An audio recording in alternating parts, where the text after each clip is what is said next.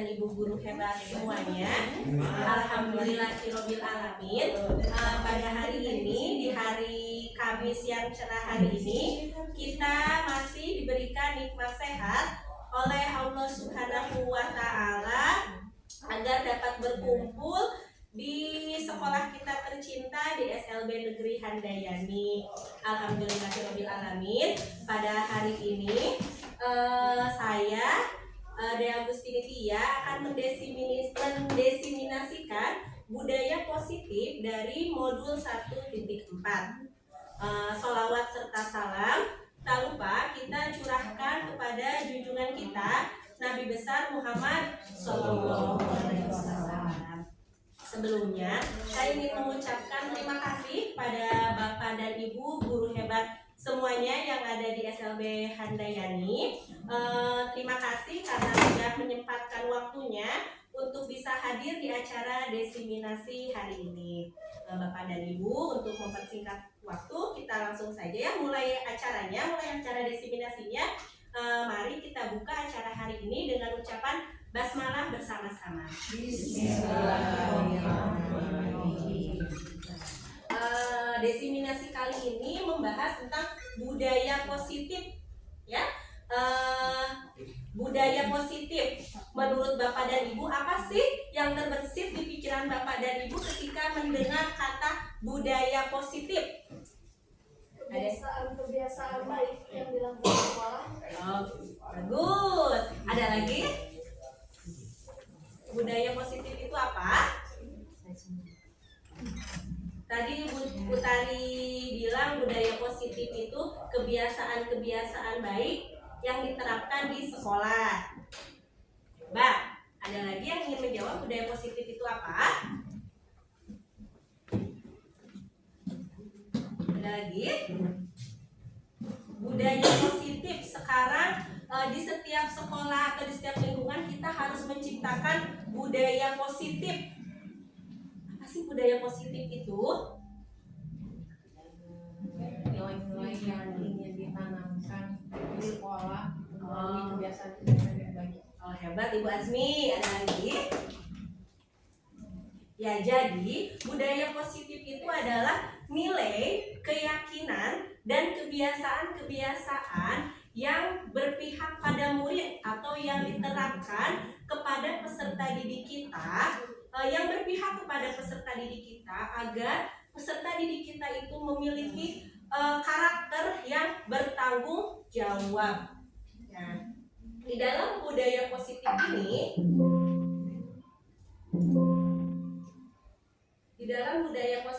ada konsep inti dari budaya positif itu sendiri. Yang pertama adalah perubahan paradigma belajar. Yang kedua, disiplin positif. Yang ketiga, kebutuhan dasar manusia. Yang keempat, motivasi perilaku manusia. Yang kelima, posisi kontrol guru. Yang keenam, keyakinan kelas. Dan ketujuh, segitiga restitusi. Jadi di dalam budaya positif ini ada 7 konsep inti budaya positif. Nah, kita di sini akan sharing atau berdiskusi mengenai konsep-konsep inti dari budaya positif ini. Langsung saja ya Bapak dan Ibu. Yang pertama, pembelajaran dengan paradigma baru. Nah, pembelajaran dengan paradigma baru ini adalah pembelajaran dengan paradigma baru yang dirancang berdasarkan prinsip pembelajaran yang terdiferensiasi, sehingga siswa belajar sesuai dengan kebutuhannya untuk mewujudkan profil pelajar Pancasila. Nah, jadi di dalam paradigma pembelajaran baru ini, pembelajaran ini berpusat kepada peserta didik, yang mana pembelajaran ini disesuaikan dengan kebutuhan masing-masing peserta didik. Nah, untuk di SLB sendiri bagaimana? Nah, seperti yang kita ketahui Bapak Ibu, selama ini sebetulnya di sekolah kita, di SLB kita ini atau di seluruh SLB pastinya sudah proses pembelajaran itu pasti sudah menyesuaikan dengan kebutuhan peserta didik. Betul, dan alhamdulillah ya, berarti pembelajaran dengan paradigma baru ini sudah kita terapkan di sekolah kita tercinta. Nah, untuk apa pembelajaran dengan paradigma baru ini dilakukan? Salah satunya itu tadi, untuk menunjukkan profil pelajar Pancasila. Nah, profil pelajar Pancasila sendiri ada berapa Bapak Ibu dimensinya? Ada 6. Yang pertama, mandiri, betul Ibu Rina. Apa lagi? Kreatif, hebat. Ketiga, mandiri, kreatif, gotong royong, bernalar kritis, keren. Apa lagi? Beriman dan bertakwa, berkebinekaan global. Tepuk tangan untuk guru-guru hebat yang luar biasa yang kita sayangi. Nah, tadi adalah pembelajaran dengan paradigma baru. Selanjutnya, kita akan masuk kepada disiplin positif. Apakah Bapak Ibu pernah mendengar kata disiplin positif? Ya, pasti ya Bapak Ibu sudah pernah mendengar kata disiplin positif. Apa sih disiplin positif itu? Disiplin positif merupakan salah satu cara penerapan disiplin yang bertujuan untuk menumbuhkan kesadaran serta memberdayakan peserta didik tanpa imbalan penghargaan atau reward, ancaman ataupun hukuman. Sebagai pendidik, tujuan kita ini adalah menciptakan peserta didik yang memiliki disiplin diri, sehingga mereka berperilaku mengacu kepada nilai-nilai kebajikan yang universal dan memiliki motivasi intrinsik dalam perubahan perilaku ke arah yang lebih baik. Menurut Bapak Ibu, apakah di sekolah kita ini sudah menerapkan disiplin positif? Sudah. Coba apa sih contoh disiplin positif yang sudah kita terapkan di SLB Negeri Handayani ini? Datang tepat waktu. Apa lagi? Apa Bu? Seragam sesuai aturan. Memakai seragam sesuai aturan, hebat. Ada lagi? Ya, betul sekali. Jika peserta didik melakukan kesalahan, tidak memberlakukan hukuman. Apalagi? Disiplin positif. Mengikuti upacara setiap hari Senin. Hebat, mengikuti upacara setiap hari Senin. Ada lagi? Contoh disiplin di sekolah kita. Senam pagi bersama. Senam pagi bersama. Budayakan 3S. Mendayakan 3S, hebat. Senyum, salam, sapa. Banyak ya disiplin positif yang bisa kita terapkan atau telah kita terapkan untuk peserta didik kita. Peserta didik hebat, peserta didik kita, peserta didik berkebutuhan khusus. Nah, alhamdulillah disiplin positif ini sudah berjalan ya Bapak Ibu di sekolah kita, dan alhamdulillah juga anak-anak sudah mengikuti ya Bapak Ibu ya disiplin positif yang kita terapkan di sekolah, seperti anak-anak setiap hari Senin mengikuti upacara bendera, mereka datang tepat waktu ke sekolah, memakai seragam sesuai dengan aturan, dan juga kita tidak memberlakukan hukuman ya Ibu ya, betul? Kita tidak memberlakukan hukuman kepada peserta didik ketika mereka melakukan kesalahan. Untuk apa disiplin positif ini diberlakukan? Menemukan rasa tanggung jawab. Pintar Ibu Yeni, hebat. Tepuk tangan untuk Ibu Yeni. Untuk menumbuhkan tanggung jawab, nah, dan juga membentuk karakter positif di dalam diri peserta didik kita. tadi di dalam disiplin positif ini ada nilai-nilai kebajikan. Ini adalah nilai-nilai kebajikan yang bisa kita terapkan untuk peserta didik kita di dalam penerapan disiplin positif. Banyak nilai-nilai kebijakan yang bisa kita terapkan, seperti dari profil pelajar Pancasila, nilai kebijakan yang kita terapkan adalah beriman dan bertakwa kepada Tuhan Yang Maha Esa dan berakhlak mulia. Yang kedua, mandiri. Yang ketiga, bernalar kritis. Yang keempat, berkebinakaan global. Yang kelima, bergotong royong. Dan yang keenam, kreatif. Nah, selain profil pelajar Pancasila ini, ada juga nilai-nilai kebajikan dari IBO Primary Years Program, seperti adanya nilai toleransi, rasa hormat, integritas, mandiri, menghargai, antusias, empati, keingintahuan, dan kreativitas. Selain dari dua yang ini, ada juga nilai-nilai kebajikan untuk membentuk keterampilan hidup, seperti dapat dipercaya, lurus hati, tidak merendahkan orang lain, memberikan terbaik dari dirinya, dan pendengar yang aktif. Nah, nilai-nilai kebajikan ini merupakan fondasi kita untuk berperilaku. Makanya, kenapa pada saat menerapkan disiplin positif ini, nilai-nilai kebajikan ini perlu diterapkan? Karena tadi, nilai-nilai kebijakan ini merupakan fondasi untuk kita berperilaku. Misalnya, membuang sampah pada tempatnya. Nilai-nilai kebajikan yang bisa kita ambil apa Bapak Ibu? Nah, betul, menjaga kebersihan. Terus misalnya Terus misalnya ini, tidak berkelahi dengan teman. Nilai-nilai kebajikan yang bisa diambilnya?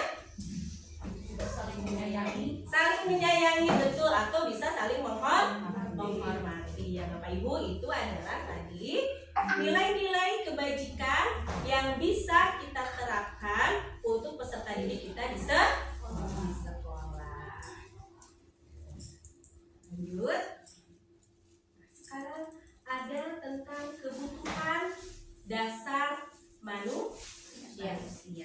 Apakah setiap manusia mempunyai kebutuhan dasar? Tentu. Apa salah satu contoh kebutuhan dasar manusia yang kita butuhkan? Makan, betul.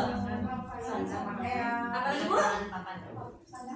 Sandang, pangan, papan, betul. Ada lagi? Pendidikan, kasih sayang, hebat, keamanan, luar biasa. Ada lagi? Kesehatan, betul. Setiap manusia pasti memiliki kebutuhan dasar yang harus kita penuhi. Apa sih kebutuhan dasar itu? Kebutuhan dasar manusia adalah segala sesuatu yang kita lakukan untuk mendapatkan apa yang kita inginkan. Seluruh tindakan yang kita lakukan memiliki tujuan tertentu, dan semua usaha terbaik yang kita lakukan adalah dalam rangka agar kebutuhan dasar kita ini terpenuhi dengan baik. Bapak dan Ibu, tadi kebutuhan dasar yang telah Bapak Ibu tadi sebutkan itu dapat kita kelompokkan menjadi 5 kebutuhan dasar manusia. Yang pertama adalah bertahan hidup, yang kedua kasih sayang, yang ketiga penguasaan, yang keempat kebebasan, dan yang kelima kesenangan. Dari bertahan hidup ini, apa sih kebutuhan dasar manusia yang ingin dipenuhinya? Yang pertama adalah tadi, makanan, pakaian, tempat tinggal, keamanan, dan kesehatan. Nah, hal-hal itu adalah memang merupakan kebutuhan dasar yang kita ingin penuhi untuk kita bertahan hidup. Kenapa makanan? Karena ketika kita tidak makan, kita akan sakit, akan kelaparan. Apakah kita bisa bertahan hidup? Bisa? Kita makan seminggu juga kan banyaknya Ya. seminggu nggak makan seminggu gitu masih ada yang masih hidup. Tapi kayak ada jangka waktunya, misalnya sebulan nggak makan kan pasti ada efeknya Ya. Berarti kebutuhan bertahan hidup ini kebutuhan yang harus kita penuhi. Yang kedua apa? Kebutuhan dasar akan kasih sayang dan rasa diterima. Apa saja? Seperti rasa diterima. Yang kedua, dipedulikan. Yang ketiga, berbagi. Yang keempat, kerjasama. Yang kelima, menjadi bagian dalam kelompok. Apakah Bapak Ibu ingin disayang?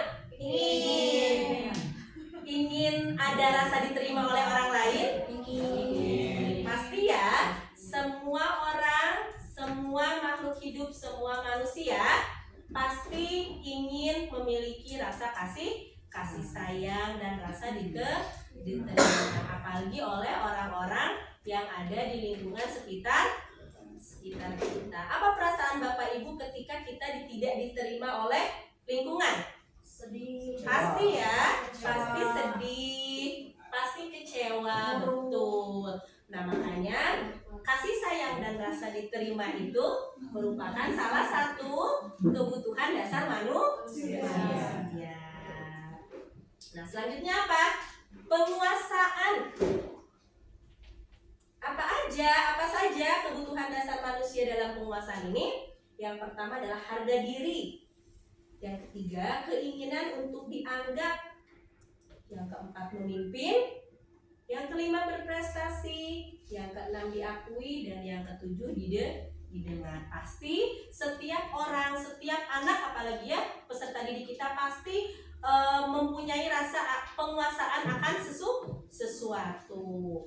Selanjutnya adalah kebebasan.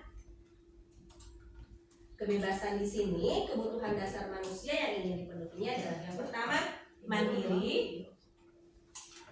Yang kedua, memiliki pilihan. Yang ketiga, mencoba hal baru. Yang keempat, mampu mengendalikan arah diri. Dan yang terakhir, 5 kebutuhan dasar manusia yang ingin dipenuhi adalah kesenangan. Happy, betul. Bukan hanya peserta didik ya, kita juga membutuhkan kesenangan. Contohnya apa sih? Bermain, Banyak uang. kumur, banyak uang, betul, bisa banyak uang untuk jalan-jalan, antusiasme dan tertawa. Itu adalah Rasanya tertawa ya. Happy. Paling happy ya. Oh iya. pasti lagi membutuhkan kesenangan dasar. Nah, contoh misalnya di kelas ya Bapak Ibu, kadang ada anak atau ada peserta didik yang suka mengambil makanan temannya. Kadang kita suka menjudge anak tersebut cilimit ya. Nah, dulu tuh kita sering menjudge, oh anak itu cilimit, bisa suka meminta-minta makanan orang lain. Tanpa kita tahu ya tadi kebutuhan dasar apa yang sedang anak itu butuhkan. Dari apa yang pertama, apakah dia lapar, belum makan, belum sarapan dari rumah, ataukah dia misalnya ingin rasa diterima oleh teman-temannya, ingin diperhatikan, ataukah ingin penguasaan. Jadi sebelum kita menjudge anak tersebut untuk sesuatu, kita harus mengetahui dulu nih apa sih kebutuhan dasar yang sedang anak ini cari, atau kebutuhan dasar apa yang sedang anak ini butuhkan. Nah, setelah kita mengetahui kebutuhan dasar itu, kebutuhan dasar apa yang sedang anak ini butuhkan, baru kita bisa mencari solusi untuk menyelesaikan masalah yang anak tersebut alami.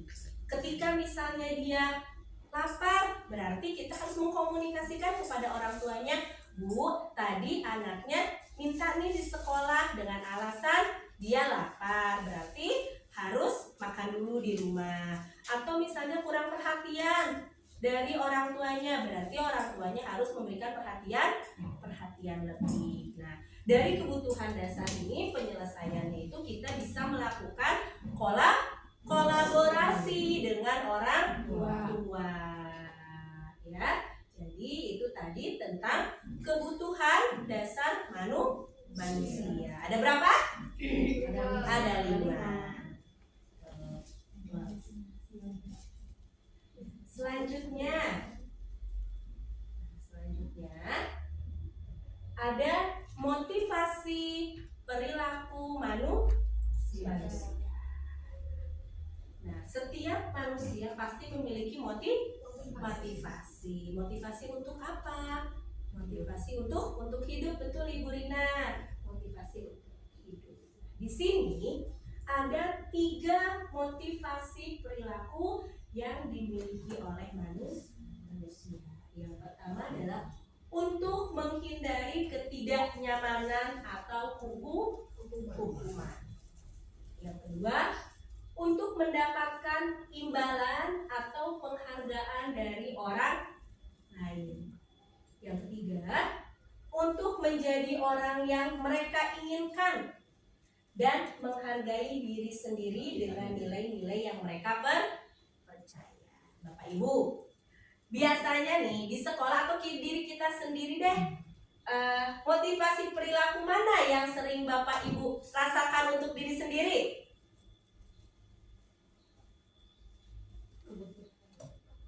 Yang mana? Yang ketiga, Ibu Rina yang ketiga, yang mereka inginkan. Biasanya motivasi menghindari ketidaknyamanan atau hukuman. Yang mana? Yang ketiga ini bukan motivasi untuk diri sendiri. Jadi motivasi yang ketiga ini motivasinya dalam diri sendiri. Jadi dia melakukan sesuatu ini tidak berasal dari faktor eksternal atau faktor dari luar, tetapi dari keinginan dia sendiri. Upgrade diri bisa. Nah, jadi kebanyakan yang mana nih yang sering peserta didik kita lakukan? Motivasi mana sih yang sering peserta didik lakukan? Tadi untuk diri sendiri. Nah, sekarang untuk peserta didik, biasanya peserta didik motivasi perilaku manusia mana yang sering dimiliki oleh peserta didik? Nomor 1, nomor 2 ya, nomor 1 dan nomor 2. Nah, biasanya semua peserta didik ini memiliki motivasi perilaku untuk menghindari ketidaknyamanan atau hukuman dan untuk mendapatkan imbalan atau penghargaan dari orang lain. Karena kan saya mah mau datang ke sekolah teh jam 7 biar nggak dihukum sama ibu gurunya, biar nggak dihukum sama bapak gurunya. Nah, biasanya memang seperti itu kebanyakan peserta didik kita atau hampir semua peserta didik mungkin ya. Motivasi perilakunya itu pasti untuk menghindari hukuman. Apakah itu bagus? Tidak. Betul. Kenapa Ibu tadi tidak bagus?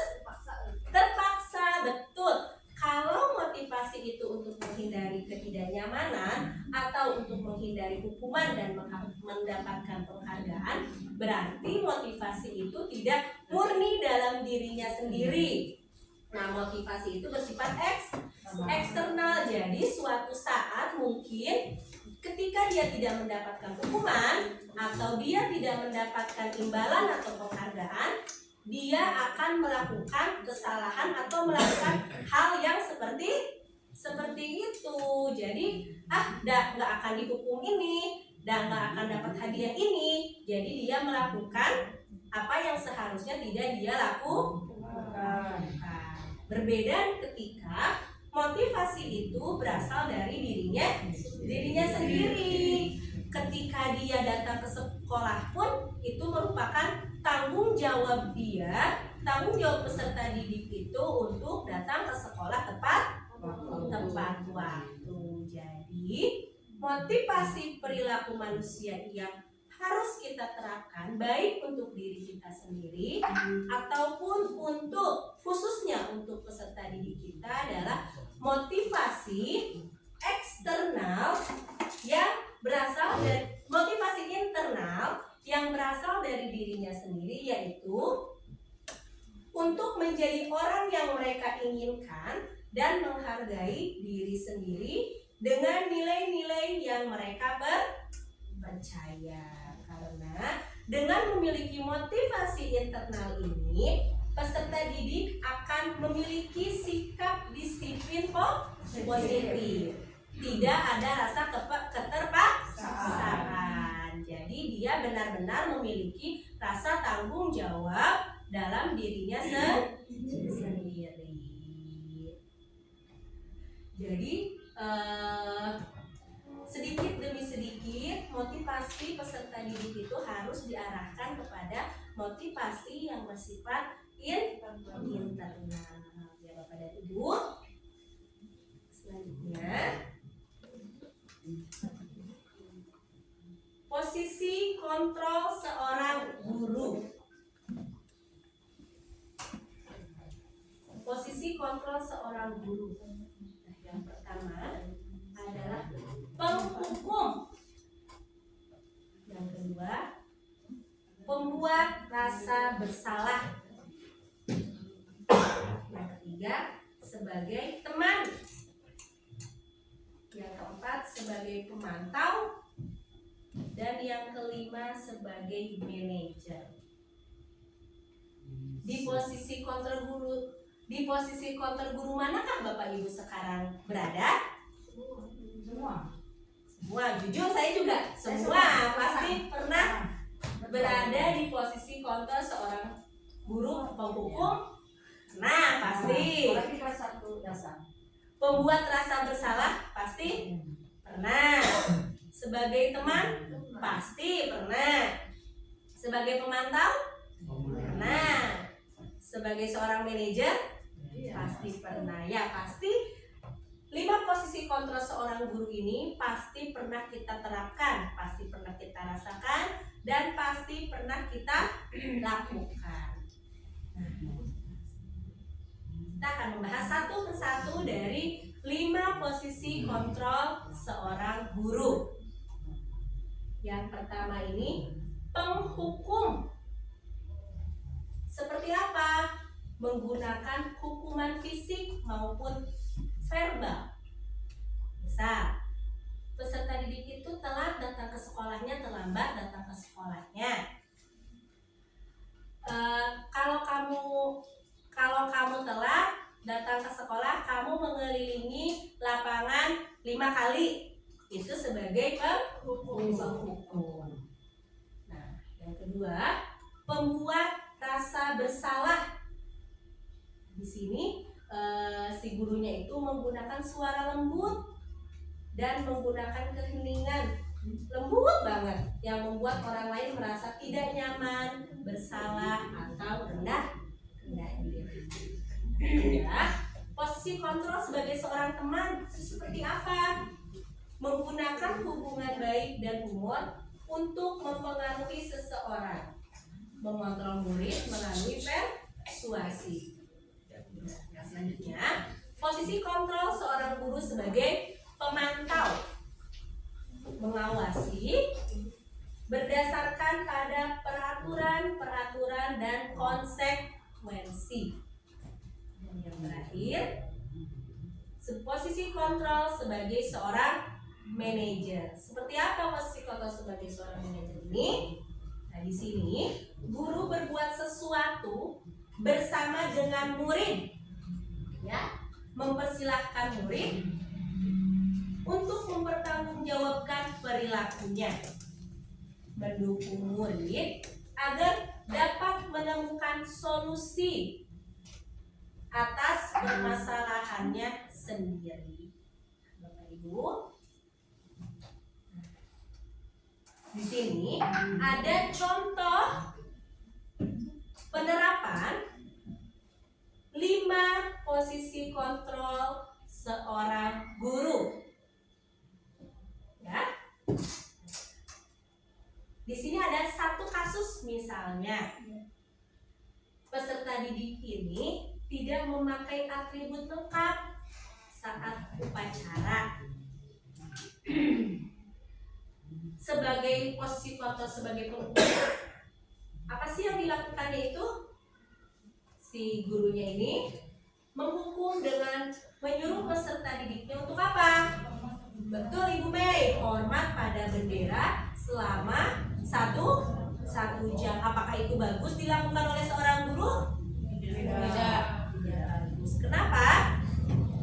Terlalu lama. Kenapa Bu? 1 jam terlalu lama kalau untuk Menghormat. menghormat. Ada lagi? Tidak begitu. Buang waktu tidak bermanfaat. Kenapa tidak bermanfaat?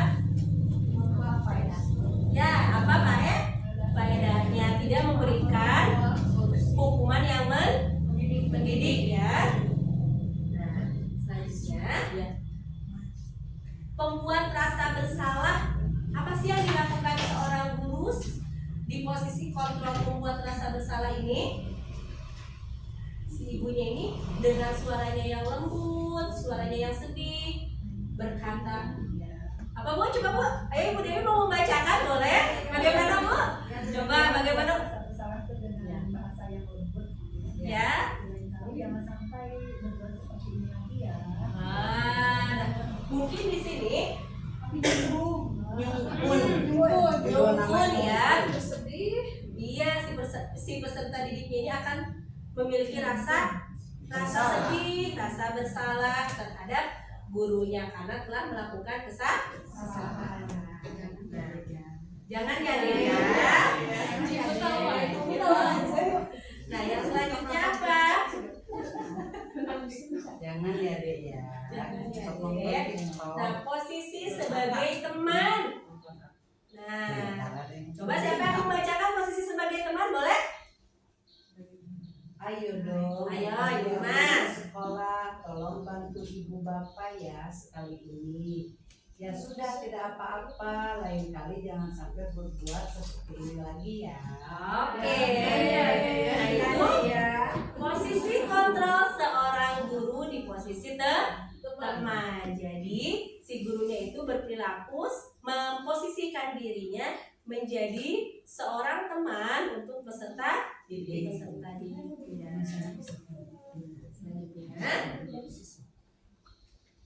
sebagai pemantau. Apa yang diucapkan? Kamu sudah melanggar peraturan sekolah. Kamu tahu konsekuensinya. Setelah upacara, kamu beli atributnya ke koperasi dan jangan diulangi lagi. Jadi di posisi pemantau ini ada konsekuensi yang harus dilakukan oleh peserta didiknya. Ketika peserta didik itu melakukan kesalahan, ada konsekuensi yang harus dia lakukan. Nah, dan yang terakhir sebagai manajer. Apa sih yang dilakukan guru ketika di posisi seorang manajer? Ibu Ella mau mencoba membacakan? Oh tidak, Ibu Azmi deh boleh membacakan. Apakah kamu tahu kesalahanmu? Kira-kira bagaimana kamu perbaiki kesalahanmu? Oh hebat. Nah, berarti di sini ada apa antara guru dan peserta didiknya?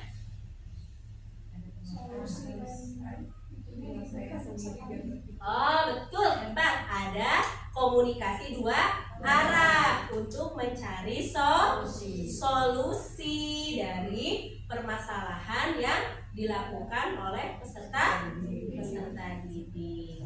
Betul ya. Menurut Bapak Ibu, posisi kontrol yang mana yang paling tepat dilakukan untuk peserta didik? Manajer. Betul. Sebagai manajer. Nggak bisa manajer. Perbaikinya gimana Bu? Balik lagi ke kita. Balik lagi ke kita ya, karena Kamu tidak bisa memberikan, tidak bisa memberikan solusi. ya tapi Mengungkapkan solusi. kita bisa mengarahkan untuk mengungkapkan solusi dari yang akan mereka ambil. Nah, selanjutnya, nah di sini ada kasus nih. Nah,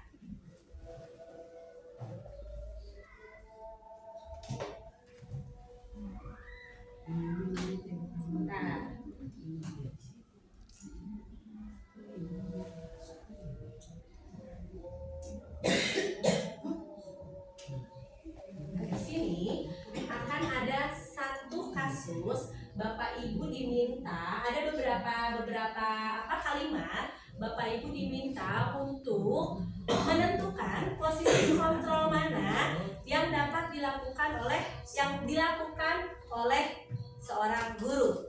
Yang pertama, saya kecewa sekali sama kamu. Posisi kontrol mana yang diambil seorang guru?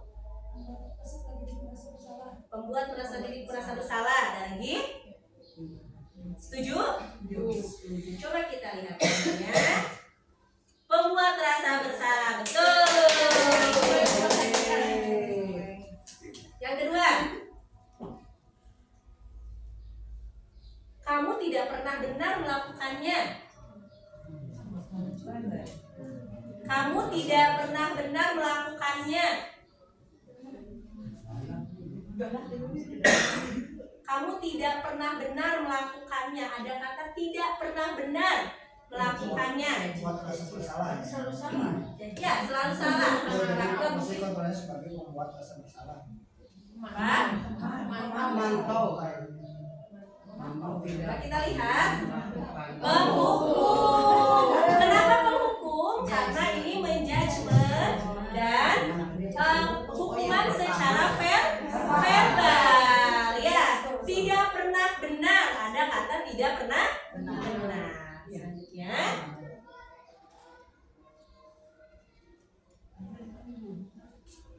Apa rencanamu untuk menyelesaikan manajer? Coba kita lihat. Nah, satu lagi. Ayolah, lakukan demi ibu ya. Kita lihat. Oke, tepuk tangan untuk kita semua. Berat ya, bapak ibu guru di SLB Negeri Hana ini sudah paham ya posisi kontrol apakah aku? Selanjutnya. Sudah, itu saja. Nah, sekarang kita beralih ke keyakinan kelas. Ya. Mengapa keyakinan kelas? Mengapa bukan peraturan kelas saja? Ada yang bisa menjawab? Kalau peraturan itu dibuat untuk Buat. Siapa yang mau menjawab pertama? Boleh? Pasti boleh. Sebagai kalau keyakinan kelas dibuat bersama, disepakati Ya. bersama, jadi nilainya itu merasa dimiliki gitu. Ya, betul. Bu Imas mau menjawab? Dia sudah diwakili oleh Ibu Asmi. Ada lagi yang ingin menjawab? Kalau keyakinan kelas mungkin sudah kesepakatan bersama, jadi Ya. ketika mereka melakukan itu kan tidak terpaksa. Tidak terpaksa, ya betul. Mengapa keyakinan kelas? Mengapa bukan peraturan kelas? Karena betul yang tadi sudah ibu-ibu jawab bahwa kenapa keyakinan kelas bukan peraturan kelas? Peraturan kelas itu hanya dibentuk oleh satu pihak. Biasanya peraturan kelas itu dibentuk oleh guru. Peserta didik tidak dilibatkan dalam pembuatan peraturan kelas. Nah, sedangkan keyakinan kelas itu dibuat secara bersama-sama antara peserta didik dan guru. Jadi, pada saat pembuatan keyakinan kelas itu, peserta didik mengungkapkan apa keyakinan kelas yang ingin dia sepakati. Jadi, ketika keyakinan kelas itu dibuat, peserta didik sudah tahu dan sudah paham karena itu adalah keputusan bersama antara guru dan peserta didik ya. Nah, apakah Bapak Bapak Ibu sudah membuat keyakinan kelas? Sudah. Coba ada yang mau menyontohkan keyakinan kelas apa saja yang sudah dibuat? Cuci tangan sebelum Apa Ibu Dewi? Cuci tangan sebelum makan, betul. Apalagi? Berdoa sebelum belajar. Berdoa sebelum belajar, betul. Makan sebelum belajar. Memperhatikan guru ketika sedang menjelaskan. Memperhatikan guru ketika menjelaskan. Ada lagi? buang sampah di kelas. Buang sampah di sembarangan. Kan kelas. Membuang sampah pada tempatnya. Ada lagi? Menyelesaikan tugas Menyelesaikan tugas tepat waktu. Ada lagi Wazmi? Tanggung jawab dengan barang sendiri. Bertanggung jawab dengan barang sendiri. Banyak ya keyakinan kelas yang bisa kita buat, yang bisa kita sepakati bersama peserta didik. Nah, biasanya keyakinan kelas itu bersifat positif. Jadi tidak ada kata tidak ada kata dilarang. Jadi kalimat yang digunakan adalah kalimat positif. Ya, alhamdulillah. Buang sampah berarti buang sampah. Membuang sampah pada tempatnya. Terus tidak buanglah sampah pada tempatnya, boleh. Tidak datang terlambat menjadi datang tepat waktu ya. Jadi kalimat yang digunakan adalah kalimat positif. Nah, alhamdulillah ya, guru-guru di SLB Negeri Handayani sudah membuat keyakinan kelas, dan mudah-mudahan keyakinan kelas juga, kenapa Bu? Tinggal melaksanakannya, betul. Mudah-mudahan keyakinan kelas yang sudah kita buat, yang sudah kita sepakati bisa diterapkan dan bisa dilaksanakan oleh peserta didik kita, peserta didik hebat berkebutuhan khusus. Ya. Ada segitiga restitusi. Apakah Bapak Ibu pernah mendengar kata segitiga restitusi? Belum. Saya juga jujur baru belajar mengenai segitiga restitusi ini di guru penggerak ini di modul budaya 1.4. Apa sih segitiga restitusi ini? Segitiga restitusi ini adalah menciptakan kondisi bagi murid untuk memperbaiki kesalahan mereka agar menjadi pribadi yang mandiri dan bertanggung jawab. Segitiga restitusi ini ada 3 langkah-langkahnya. Yang pertama, menstabilkan identitas. Yang kedua, validasi tindakan yang salah. Dan yang ketiga, menanyakan keyakinan. Jadi, pada saat peserta didik itu melakukan kesalahan, misalnya datang terlambat, kita tidak boleh langsung menghukum peserta didik itu, tetapi kita bisa atau boleh menyelesaikannya menggunakan segitiga restitusi dengan 3 langkah. Segitiga restitusi dengan 3 langkah ini. Langkah-langkahnya, yang pertama adalah menstabilkan identitas. Apa sih menstabilkan identitas ini? Nah, berbuat kesalahan adalah bagian dari proses pembelajaran. Apa kata-kata yang bisa kita ucapkan ketika kita melakukan menstabilkan identitas terhadap peserta didik? Kita boleh mengatakan berbuat salah itu tidak apa-apa. Yang kedua, tidak ada manusia yang sempurna. Yang ketiga, saya juga pernah melakukan kesalahan seperti itu. Yang keempat, kita bisa menyelesaikan ini. Yang kelima, Bapak Ibu tidak tertarik mencari siapa yang salah, tetapi Bapak Ibu ingin mencari solusi dari permasalahan ini. Nah, yang kedua, validasi tindakan yang salah. Validasi tindakan yang salah ini, setiap perilaku memenuhi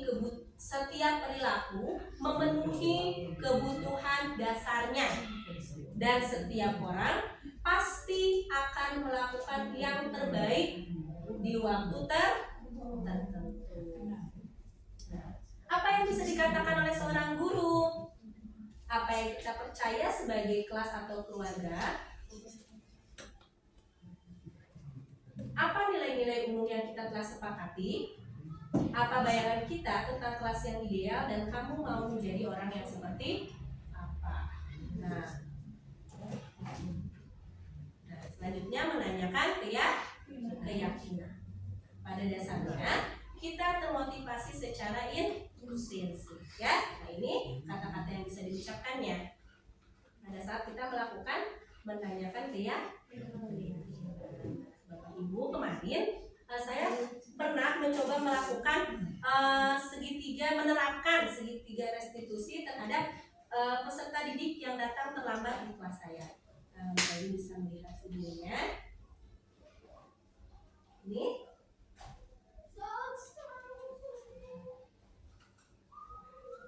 Ya. Selamat pagi, Hana.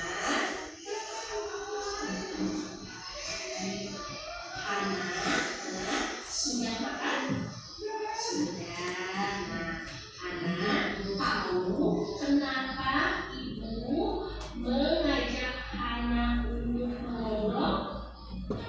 Tidak tahu? Ya, ibu melihat sudah 2 hari ini Hana datang ke sekolah terlambat. Ya, Hana mengantuk. Tidur malam jam 7 bangun. Tidur malam bangunnya jam 7 terlambat. Baik atau tidak baik? Jawabannya tidak baik. Betul. Ibu tidak mencari siapa yang salah, ya. Ibu mau mencari solusi bagaimana Hana tidak datang ke sekolah terlambat. Bisa dicoba. Ibu tahu Hana pasti punya alasan kenapa Hana datang ke sekolah terlambat. Kenapa? Kenapa? Bangun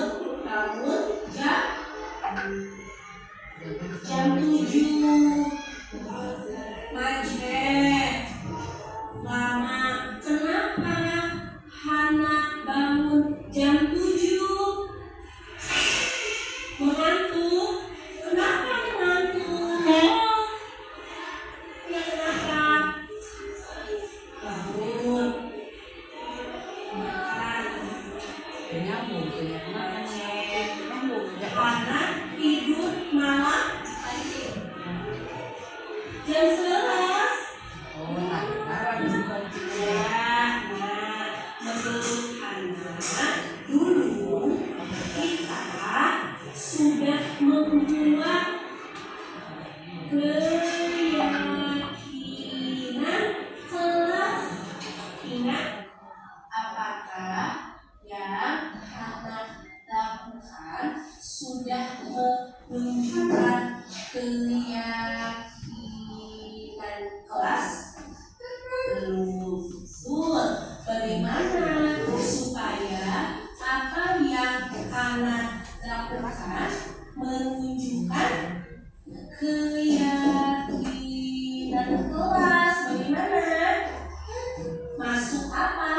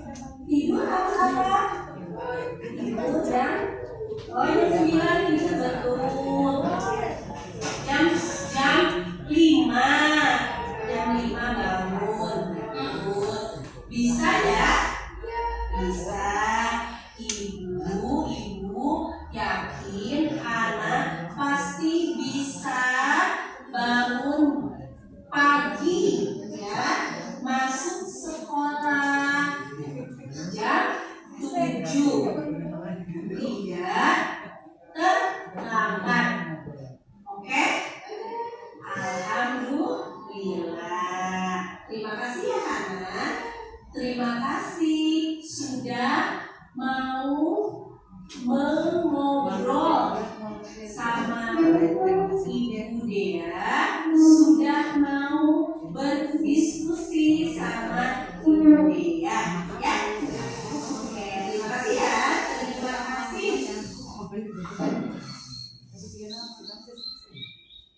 Bapak dan Ibu, tadi adalah contoh penerapan segitiga restitusi yang bisa kita lakukan di dalam kelas. Jadi kita tidak langsung menghukum peserta didik kita, tapi tadi kita bisa melakukan langkah-langkah dari segitiga restitusi itu. Yang pertama, menstabilkan identitas. Yang kedua, validasi tindakan yang salah. Dan yang ketiga, menanyakan keyakinan. Nah, mudah-mudahan sedikit demi sedikit kita bisa menerapkan segitiga restitusi itu ketika kita menyelesaikan masalah terhadap peserta didik kita di dalam kelas. Pelan-pelan, tidak langsung secara instan, tapi kita bisa mencoba secara pelan-pelan. Ibu, penutup. Mungkin ada yang mau memberikan kesimpulan dari desiminasi hari ini?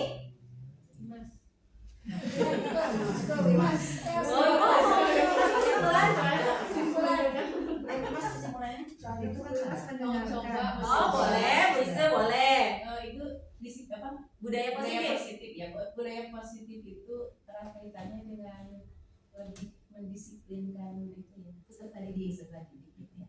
Jadi jika dilakukan mungkin akan terjadi kebiasaan positif yang Bisa yang baik gitu ya. baik. Tapi jika dilanggar mungkin akan berakibat yang sebaliknya. Sebaliknya, betul. Hebat Ibu Isen.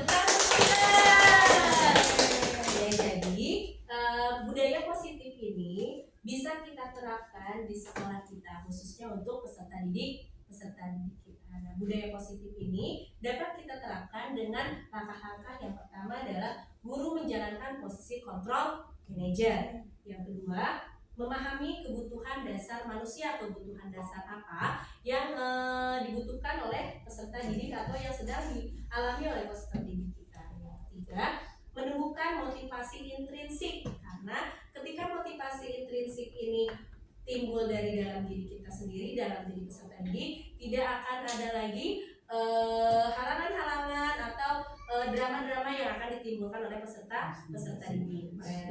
Peserta didik tersebut akan dengan tanggung jawabnya melakukan apa yang diinginkan oleh sekolah. Dan yang selanjutnya, membuat keyakinan kelas.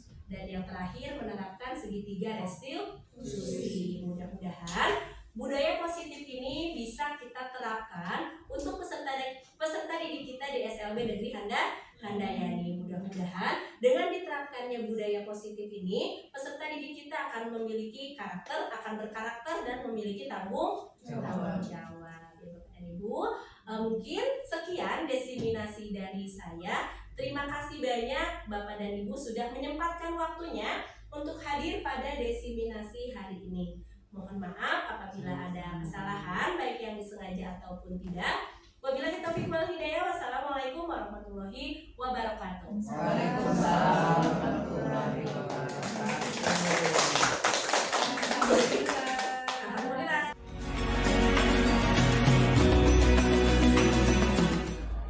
Hari ini kita akan membuat keyakinan kelas.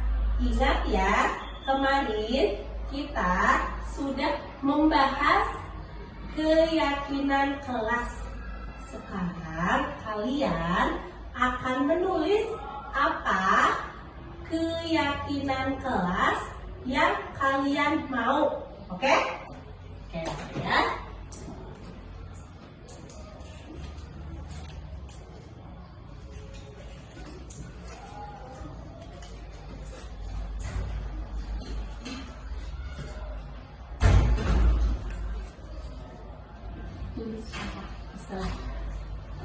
Apa keyakinan kelasnya?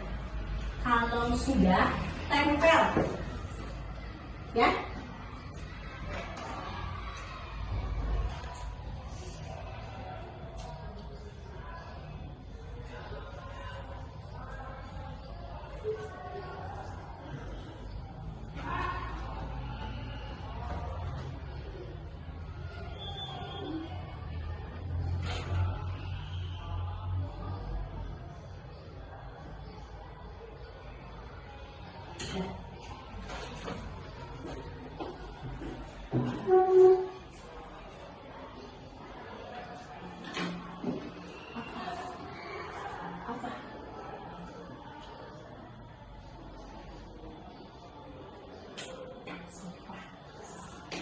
Sudah.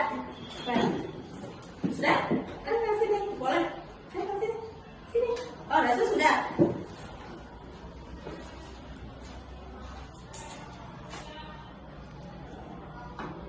Apa? Menjaga kebersihan kita. Terus dulu. Sudah, ya. Coba. Oh, Yasmin, boleh.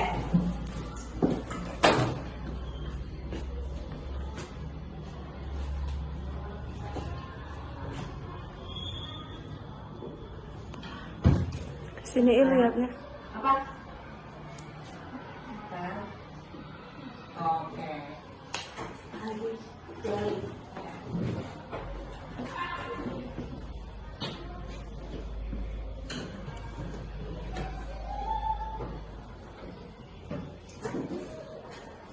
Apa? Terus, dulu, dan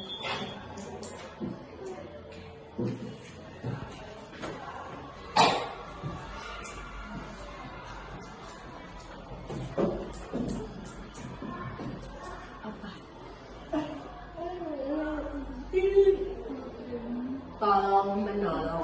Oke.